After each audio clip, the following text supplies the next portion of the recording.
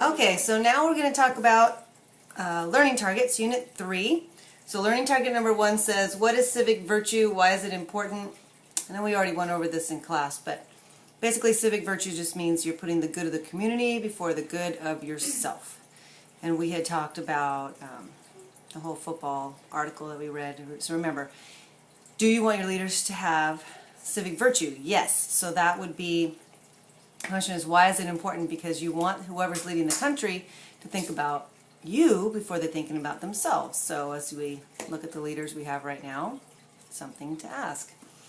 All right, number 2, what 7 principles were common in the state constitutions? You already have that. You just need to look in your iBook. I'm not going to spend time going over that. But the most important thing that you really realize is that all of the state constitutions have a Bill of Rights, also called a Declaration of Rights. So you can call it whatever you want. But remember, that's the question you missed. A lot of you missed on the quiz.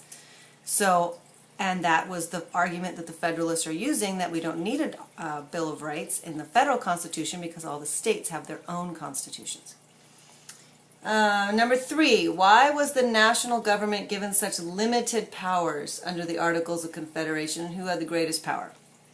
The states had the greatest power because the people were afraid of a strong national government because they had just gotten rid of King George III. They didn't want another tyrant, so they were very concerned about an executive, a strong executive power, and they don't want that to happen again. So they gave Congress, which was made up of representatives from all the states, the power, not even much. They had almost no power at all, and they had no executive and no judicial branch. There's only a Congress under the Articles because they're afraid of a strong executive. Number 4, what were the weaknesses of the Articles of Confederation which eventually led to their failure? The weaknesses were mostly that the federal government had no power. The states are the ones that have all the power. There is no president, there's no executive, there is no judicial branch, no Supreme Court.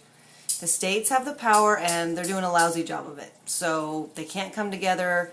The federal government can't tax. The federal government can't print money for the nation without the states also doing it. The federal government can't settle disputes between the states. The federal government can't deal with interstate commerce. Remember, interstate commerce means trade between the states. So the federal government had no power, states had all the power, and nothing's going on. So then Shays' Rebellion just tips the scales, which is number 5. What was Shays' Rebellion, and how did it prove that the national government was a failure? 2 reasons. 1, because Daniel Shays was a farmer and he had just come back from the war and expecting to get paid, but because the Articles of Confederation don't work and because they can't tax the people to then pay the military, the farmers in Massachusetts had no money.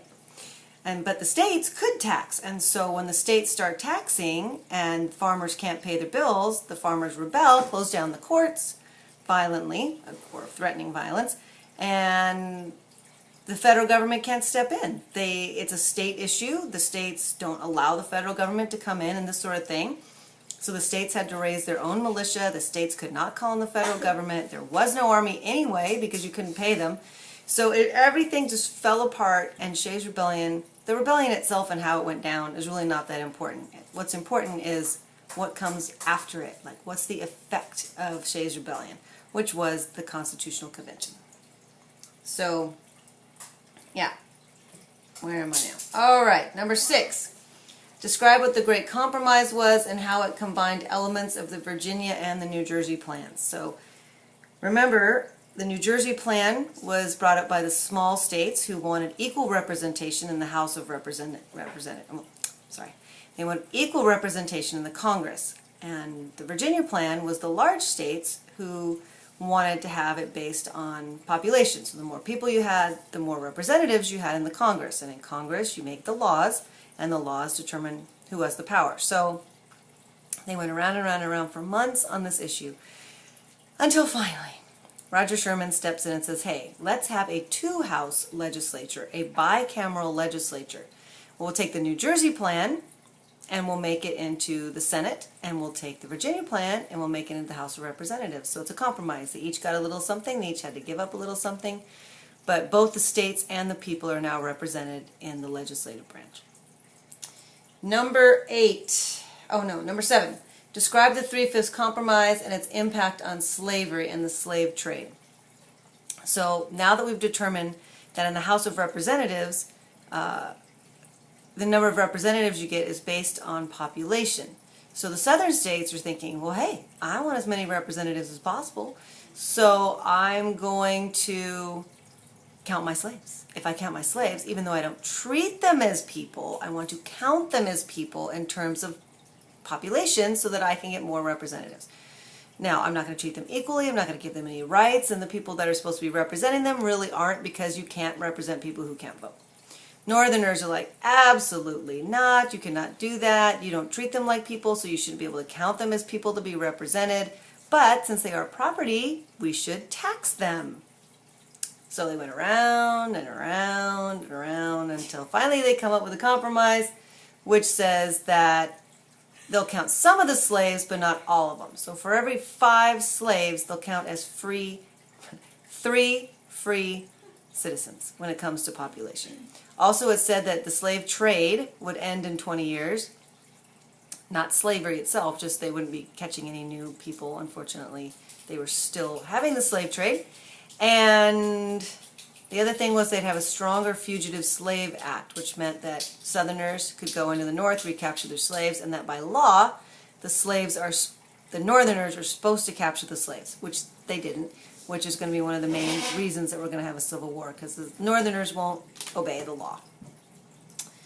And who could blame them, right? So, number 8, how was the idea of popular sovereignty reflected in the United States Constitution?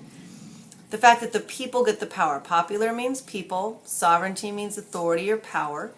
So, popular sovereignty means the people have the power. So the people have the power because we vote. We have representation. We vote for our representatives. Our representatives go to Washington, D.C. to speak for us. So that's how we have the power.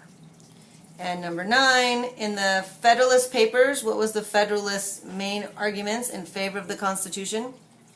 Well, especially like Hamilton and Madison were strongly arguing that the Federalists, that the Constitution did not need to be revised because it had a system of checks and balances and separation of powers, and so there was nothing that anyone should be worried about because it had this system to make sure that no one branch got too much power. And they also thought they didn't need a Bill of Rights because all the states had their own Bill of Rights, and that the Constitution also already had certain rights that were given to the people. But number 10, a Bill of Rights was eventually added, written by James Madison, because the Anti-Federalists wouldn't let it go. They're like, we refuse to ratify the Constitution unless you had a Bill of Rights, specifically listing what the rights the people have. So Madison said, fine, I'll do it. And it's a good thing he did. So now we have the first 10 amendments to the Constitution, which are the Bill of Rights.